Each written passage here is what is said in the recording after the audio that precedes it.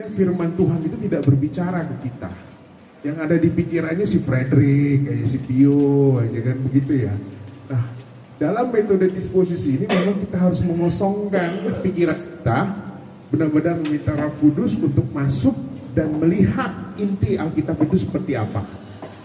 Kemudian dia akan melihat dari struktur teksnya, struktur kalimatnya. Ya, subjek, predikat, objek, waktu, dan lain sebagainya. Next, ini tadi ada datang ke sana, diludai, dibully. Orang Samaria itu seperti itu kan. Gitu. Nah, mereka dianggap sebagai orang yang tidak layak mendapat keselamatan karena kawin campur. Begitu dahsyatnya pembulian kepada orang itu, sehingga mereka tidak.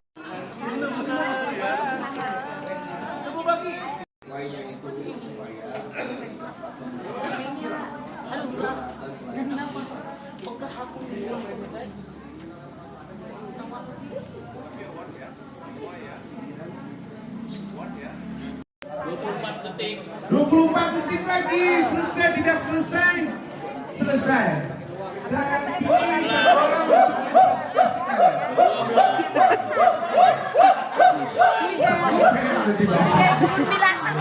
Isi. 4, 3, 2, 1. Selesai.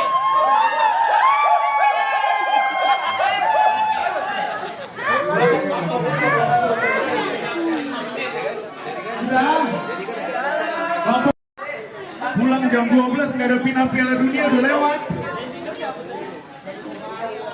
Sudah. Kelompok pertama. Trik juga mereka jadi Semuanya dipanggil, ayo berdiri semua.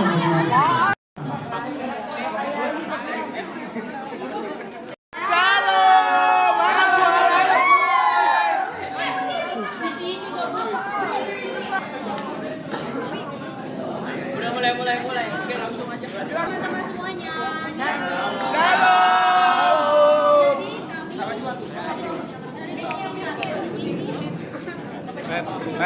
Jadi kami ingin mempresentasikan hasil diskusi kami dari ayat Alkitab Kisah Para Rasul 6 ayat 1 sampai 7.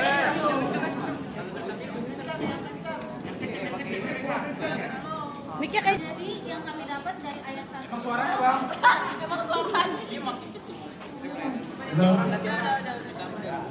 Dari hulu. Jadi yang hulu itu Ayat 1 dulu ya. ayat 1. Orang-orang itu murid-murid orang Yahudi yang berbahasa Yunani. Terus kapannya pada masa itu zaman rasul-rasul atau gereja mula-mula. Kenapa? Karena umatnya bersungut-sungut. Umatnya itu bersungut-sungut. Bersungut-sungut itu bete atau ngambek. Why-nya karena pembagian kepada janda-janda. Orang-orang Ibrani yang berbahasa Ibrani, mereka diabaikan dalam pelayanan. Interpretasinya apa? Interpretasi. Apa itu? Yang ngomongkan. Bahasa Belanda.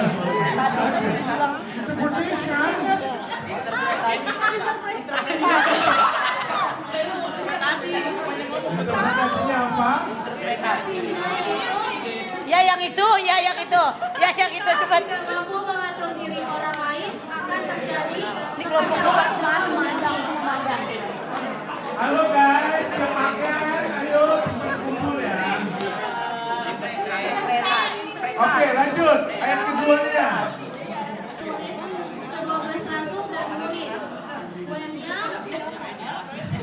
Wenya pada masa zaman rasul-rasul. Wanya memanggil sebuah murid dan berkata, melalaikan firman Allah tidak pernah keluar.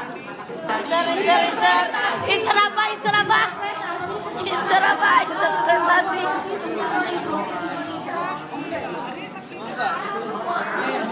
Lanjut ayat ketiga.